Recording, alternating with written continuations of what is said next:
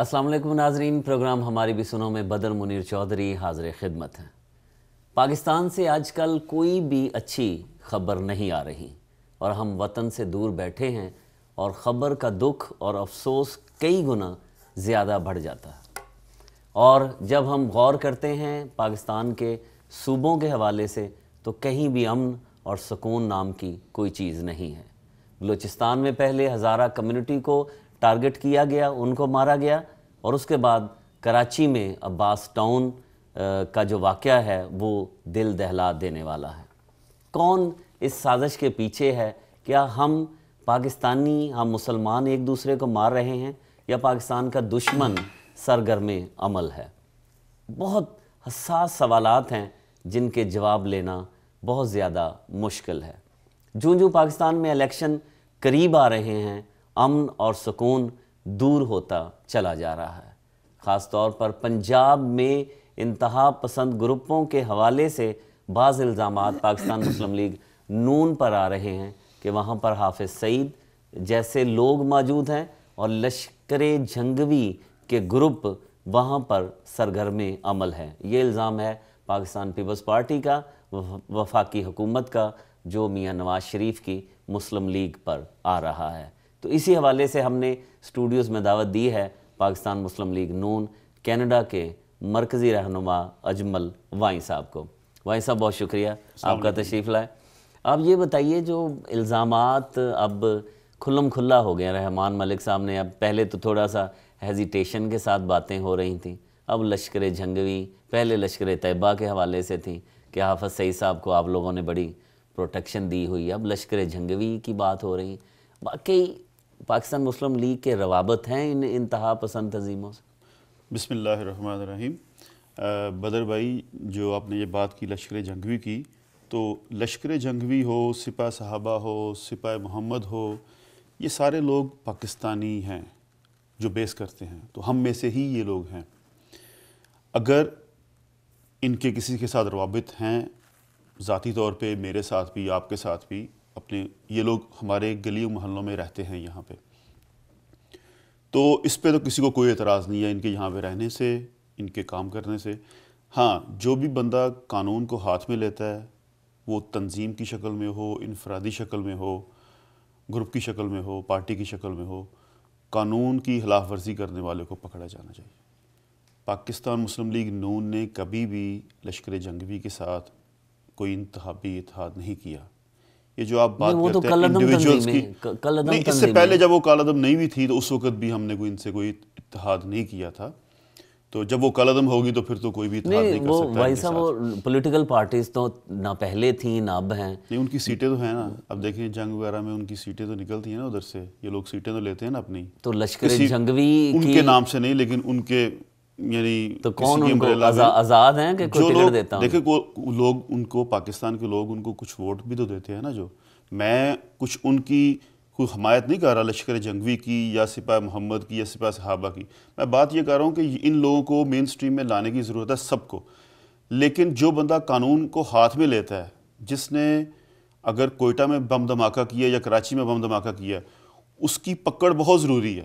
اس کے بغیر لشکر جھنگوی والے کہتے ہیں کہ ہم نے کیا ہے، ذمہ داری وہ قبول کرتے ہیں۔ بالکل، ان کو سزا ملنی چاہیے، ان کو پکڑنا چاہیے اور ان کے ساتھ ہر قسم کے تعلقات کو ختم کر دینا چاہیے۔ اب جو الزام ہے رحمان ملک صاحب کا، اور براہ راست الزام ہے میاں نواز شریف پہ، پنجاب حکومت پہ، کہ آپ لوگ پروٹیکٹ کر رہے ہیں ایسی تنظیموں کو۔ دیکھیں، اگر آپ رحمان ملک صاحب کی بات کرتے ہیں تو رحمان ملک صاحب کی بات کو آپ سیریس کس طرح لے سکتے ہیں؟ جب کوئٹہ کا دھماکہ ہوا تو انہوں نے 2 آدمیوں کے نام لیے تھے اور اس وقت انہوں نے لشکر جھنگوی کا نام لے لیا تھا، تو اب ان کو پنجاب گورنمنٹ یاد آ گئی ہے، ان کو یہ بھی یاد آ گیا کہ انہوں نے انفارمیشن بھی دی تھی اور وہ لاہور سے اسلحہ گیا تھا، بارود گیا تھا۔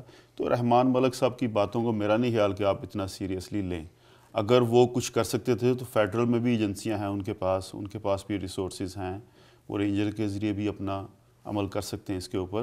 تو سب سے بڑی ذمہ داری تو رحمان ملک کے اوپر ہوتی ہے کہ اگر اس کو پتہ تھا کہ یہ کام ہو رہا ہے تو اس نے کیوں نہیں روکا اس کو؟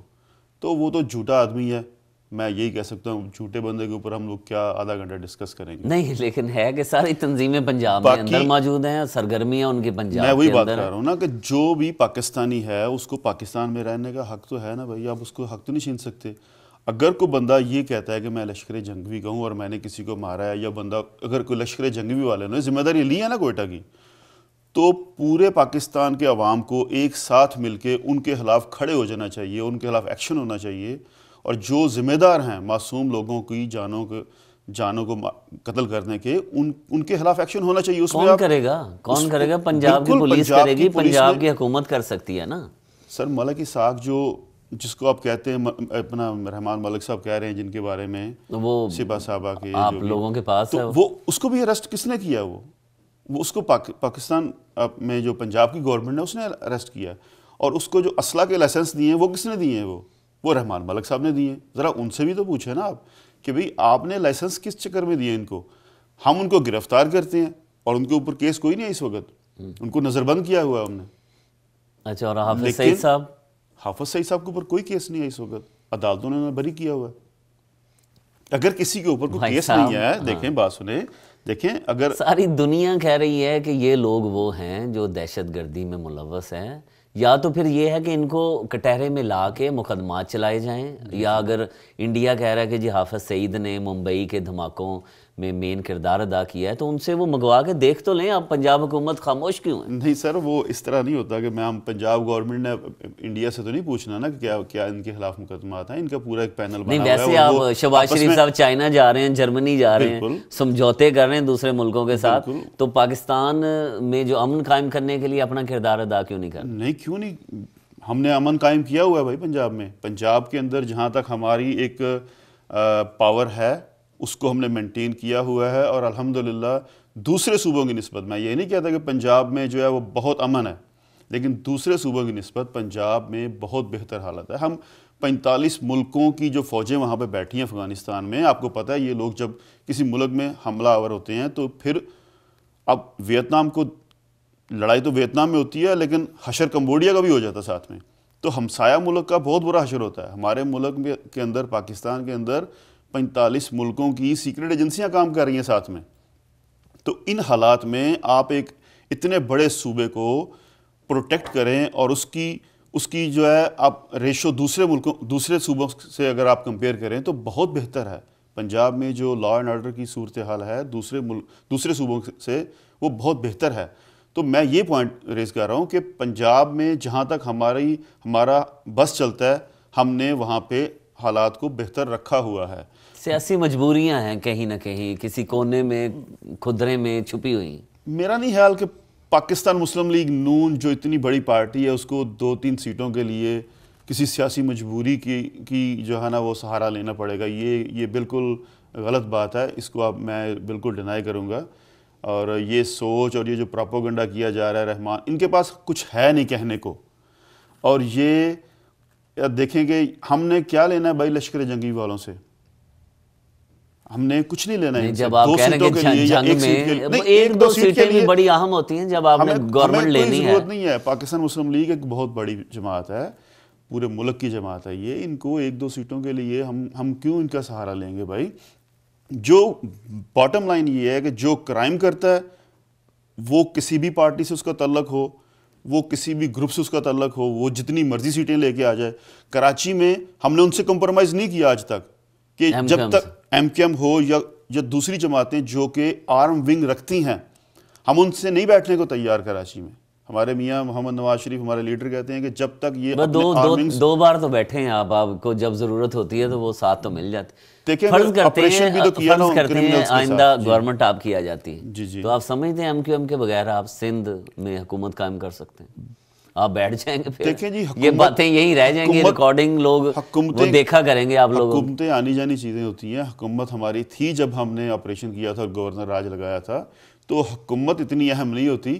آپ نے ڈیلیورنس, آپ کا جو سٹانس ہے اس کے اوپر آپ نے موقف پہ قائم رہنا ہوتا ہے. اگر ایم کیو ایم جو ہے ہمارے بھائی ہیں, پاکستانی ہیں وہ, اگر وہ اپنی آرم ونگز جو ہیں وہ بند کر دیتے ہیں, بتا لینا اور لوگوں کو قتل وہ آپ کا الزام ہے نا، وہ نہیں مانتے، چلیں وہ اس بات کو نہیں مانتے. یہ ہم نہیں کہہ رہے، میرا الزام نہیں ہے، وہ سپریم کورٹ کی فائنڈنگز ہیں، وہ سپریم کورٹ کی جو انہوں نے جو فیصلے دیے ہیں اس کے اوپر بات کر رہے ہیں ہم لوگ. اس میں وہ پیپلز پارٹی والے بھی شامل ہیں، ANP والے بھی. پیپلز پارٹی کا ریمارکس جو ہیں وہ فیصلہ ہے سب جماعتوں کے. دیکھیں پیپلز پارٹی کے اوپر ہم لوگ بہت کرٹیسائز کرتے ہیں اور میں خود بھی بڑا اس کے خلاف بولتا ہوں، لیکن ایک چیز ہے کہ پیپلز پارٹی کے آرم ونگز کی اگر بات کرتے ہیں ہم لوگ تو وہ کراچی کی حد تک تو ہیں.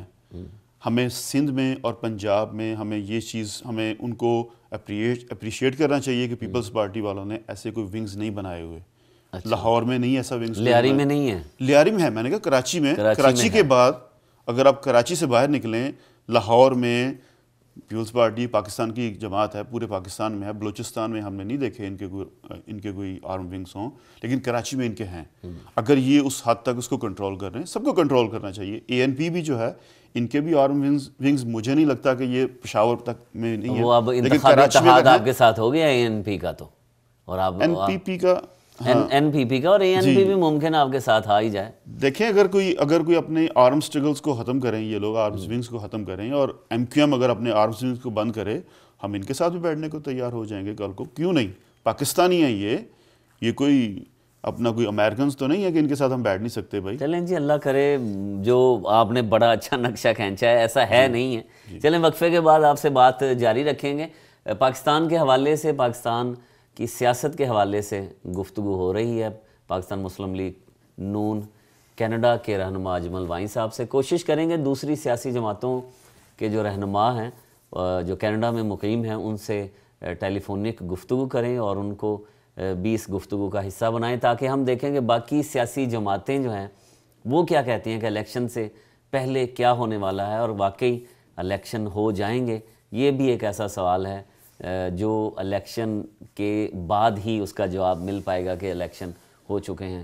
ہمارے ساتھ رہیے گا. پروگرام ہماری بھی سنو چھوٹے سے کمرشل وقفے کے بعد دوبارہ آتے ہیں.